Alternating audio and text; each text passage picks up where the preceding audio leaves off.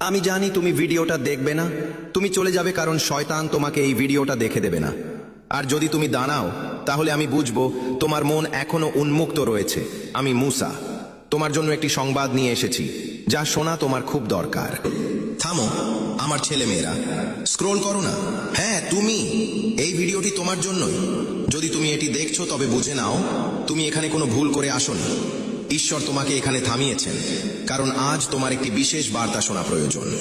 অনেকেই এই ভিডিওটি দেখে এড়িয়ে চলে যাবে, কিন্তু তুমি রয়ে গেছো, আর এটাই সেই সংকেত। মহাবিশ্ব তোমাকে কিছু বলতে চাইছে। একটু শান্ত হয়ে শোনো। ভগবান, ঈশ্বর, আল্লাহ সব দেখছেন তোমার পরিশ্রম, তোমার কষ্ট, এমনকি সেই রাতগুলো যখন তুমি চুপচাপ কেঁদে সবকিছু ভগবানের ওপর ছেড়ে দিয়েছিলে।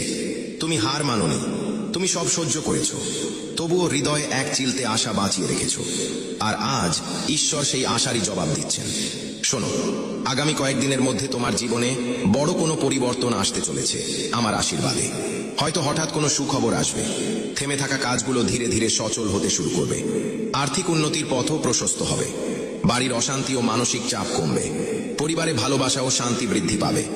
এসব এক নিমেষে ঘটবে না, কিন্তু মহাবিশ্ব ইতিমধ্যেই তোমার জীবনে বরকতের দরজা খুলে দিয়েছেন। শুধু একটা কথা মনে রেখো, ভয় পেও না, সন্দেহ করো না। মহাবিশ্ব তোমার সাথে আছেন, আর যখন ভগবান পাশে থাকেন তখন পথ নিজে থেকেই তৈরি হয়ে যায়। তুমি একা নও, এই মুহূর্তেও মহাবিশ্বের দৃষ্টি তোমার উপর আছে। তিনি তোমাকে রক্ষা করছেন, তোমার ঘর ও পরিবারকে আগলে রাখছেন। যারা তোমার মন্দ চায় তাদের নেতিবাচকতা তোমার পর্যন্ত পৌঁছাতেও পারবে না, কারণ তুমি মহাবিশ্বের সুরক্ষায় আছো। তুমি যদি আমার এই আশীর্বাদ গ্রহণ করো তবে এখনই কমেন্টে আমি গ্রহণ করলাম, অথবা 5432 ভিডিওটা সেভ করো, শেয়ার করো, যাতে আমার শুভ শক্তি তোমার উপরে সক্রিয় হয়। ভালো থাকো, রহমত বরকত তোমার উপর বর্ষিত হোক।